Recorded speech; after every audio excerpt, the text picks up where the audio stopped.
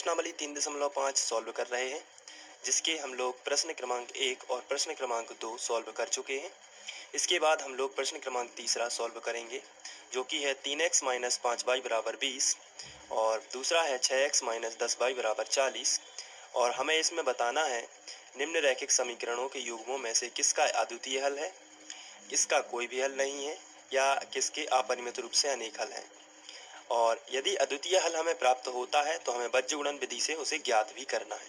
तो इसके पहले मैंने 2 क्वेश्चन जो करवाए हुए हैं, आप उनको जरूर देखें, उनके बाद ही आप ये तीसरा प्रश्न देखें ताकि आपको थोड़ा समझ में जल्दी आ जाए। तो चलिए हम लोग प्रश्न क्रमांक 3 करते हैं। प्रश्न क्रमांक 3 में हमें सबसे पहले लिखना है दिए गए समीकरण। तो हमें सबसे पहले दिए गए समीकरण लिखने के बाद हमें इन्हें समीकरण 1 और समीकरण 2 नहीं बनाना है, क्योंकि हमें दोनों समीकरणों की तुलना व्यापक वर्ग समीकरण से करनी है। और हमारे व्यापक वर्ग समीकरण होते हैं a1x plus b1y plus c1 बराबर 0 और a2x plus b2y plus c2 बराबर 0। यहाँ पर ये व्यापक वर्ग समीकरण होते हैं और आप देख रहे हैं कि इसके बराबर में 0 है। समीकरण 1 जो है इसके बराबर में भी 0 है और दूसरा समीकरण जो लिखा हुआ है इसके बराबर में भी 0 है। लेकिन जो हमें समीकरण दिए हुए हैं इनके बराबर में 0 नहीं है।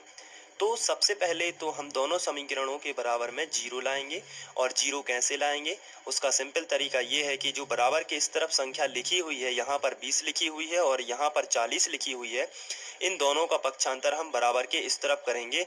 तो ये अगर संख्या धन की है तो ऋण में जाएगी और अगर किसी अन्य सवाल में ऋण की संख्या है तो वह धन में जाएगी। तो यहाँ पर आपको ध्यान रखना है, जो 20 है इसके सामने कोई भी चिन्ह नहीं लगा है तो ये प्लस का माना जाएगा और प्लस वाली संख्या इस तरफ आएगी तो माइनस में आएगी। इसी तरीके से ये प्लस 40 भी इस तरफ जाएगा तो माइनस में। तो हम इन समीकरणों को बराबर में 0 बनाते हैं और उसे फिर हम समीकरण 1 और समीकरण 2 देंगे। तो सबसे पहले हम लिखेंगे व्यवस्थित करने पर,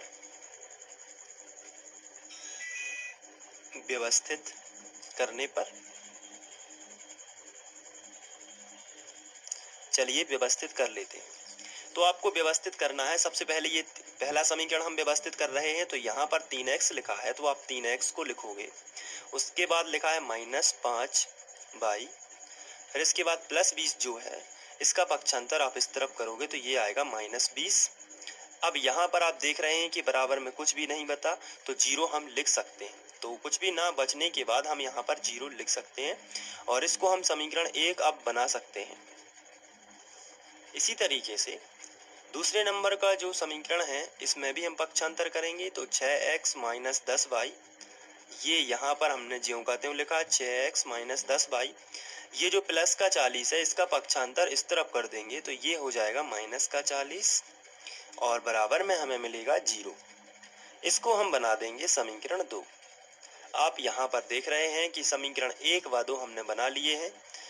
और आपको ये भी ध्यान रखना है कि हमने बराबर में 0 क्यों लाया है, क्योंकि हम यहाँ पर व्यापक वर्ग समीकरण से तुलना करने वाले हैं और हमारा व्यापक वर्ग समीकरण में जो 0 होता है, इसलिए हमें दिए हुए समीकरण के बराबर में 0 बनाना आवश्यक है। यदि नहीं दिया गया है तो हम उसको व्यवस्थित करेंगे और बराबर में 0 बनाएंगे। तो इतना आपको समझ में आ गया होगा। अब इसके बाद हम तुलना करते हैं। तो हम लिखेंगे समीकरण 1 व 2 की तुलना व्यापक वर्ग समीकरण a1x plus b1y plus c1 बराबर 0 तथा a2x plus b2y plus c2 बराबर 0 से करने पर। तो आपको इतना लिख लेना है, समीकरण 1 व 2 की तुलना व्यापक वर्ग समीकरण a1x plus b1y plus c1 बराबर 0 तथा a2x plus b2y plus c2 बराबर 0 से करने पर। तो ये आपको लिख लेना है। अब यहाँ पर आपको a1 b1 c1 और a2 b2 c2 के मान निकालना है।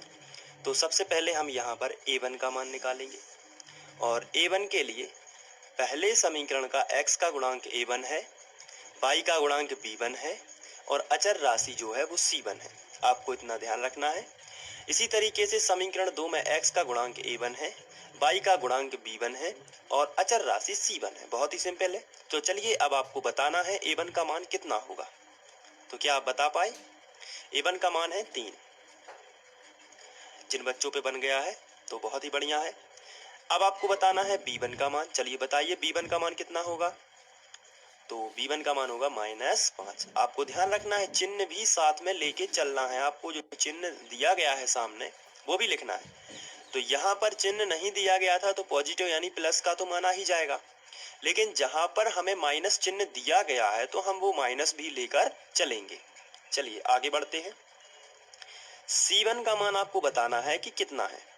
तो क्या आप बता सकते हैं C1 का मान कितना है? ये है -20। बहुत बढ़िया, जिन बच्चों पे बन गया है। इसके बाद अब हम बात करेंगे A2 की। A2 कितना होगा? तो आपको समीकरण 2 में देखना है। समीकरण 2 आपके सामने है, इसमें आपको A2 बताना है कितना है। तो A2 जो x का गुणांक है वो A2 है, y का गुणांक जो है वो B2 है और अचर राशि जो है वो C2 है। तो क्या आप बता पाए A2 का मान कितना होगा? 6। हाँ, B2 का मान कितना होगा? ये होगा -10, क्योंकि यहाँ पर y का गुणांक कितना है? -10, तो ये B2 का मान हो जाएगा। चलिए अब आपको बताना है C2 का मान कितना होगा। तो ये C2 का मान होगा -40। यदि आप पे ये मान लिखते बन जाता है तो आप आगे का जो सवाल है वो उसे आसानी से सॉल्व कर पाएंगे। चलिए अब हमने A1 B1 C1 और A2 B2 C2 ये सभी 6 मान निकाल लिए हैं।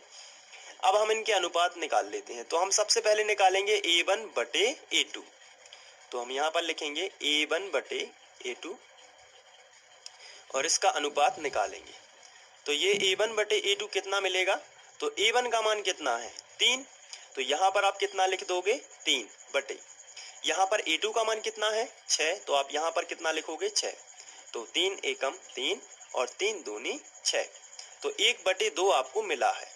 इसके बाद अब आपको अभी आपने क्या निकाला है? A1 बटे A2। अब आपको निकाल लेना है B1 बटे B2। तो चलिए अब हम निकालते हैं B1 बटे B2। तो अब आपको बताना है B1 का मान कितना है? -5 और B2 का मान कितना है? -10। चलिए माइनस माइनस कैंसिल कर देते हैं यहाँ से, तो आपको मिलेगा 5/10। अब आप इसको भी कैंसिल करेंगे तो 5 की टेबल में 10 आता है, इसलिए 5 एकम 5 और 5 दूनी 10। ये आपका आया 1/2। इसके बाद आपको C1 बटे C2 भी निकाल लेना है। तो चलिए C1 बटे C2 निकाल लेते हैं। ये है C1 का मान आपको बताना है कितना है? -20 और यहाँ पर -40। अब माइनस माइनस तो कैंसिल हो जाएगा, तो आपको मिलेगा 20/40। यानी कि यहाँ पे आपको मिलेगा 20 एकम 20 और 20 दूनी 40। तो कितना मिला? 1/2। अब आप यहाँ पर देख रहे हैं कि A1 बटे A2 का जो मान है 1/2, वही तो B1 बटे B2 का भी मान है 1/2 और वही क्या है? C1 बटे C2 का मान भी 1/2 ही है। तो यहाँ पर हम लिख सकते हैं, यहाँ 1/2 यानी कि जो पहला मान है वो बराबर है 1/2 के और ये भी बराबर है तीसरे मान यानी 1/2 के। इसलिए हम लिख सकते हैं A1 बटे A2 का जो मान है वो बराबर है B1 बटे B2 के और ये भी बराबर है C1 बटे C2 के।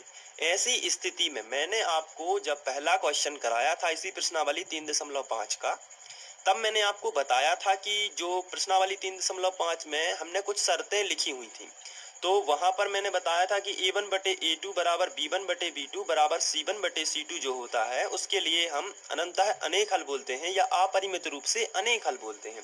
तो चलिए थोड़ा सा उसको रिवाइज कर लेते हैं। ये वो शर्त थी जहां हम लोग A1 बटे A2 बराबर B1 बटे B2 बराबर C1 बटे C2 को क्या बोलते थे?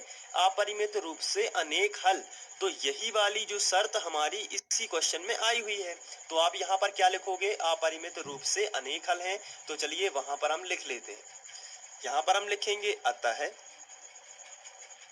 समीकरण निकायों के अपरिमित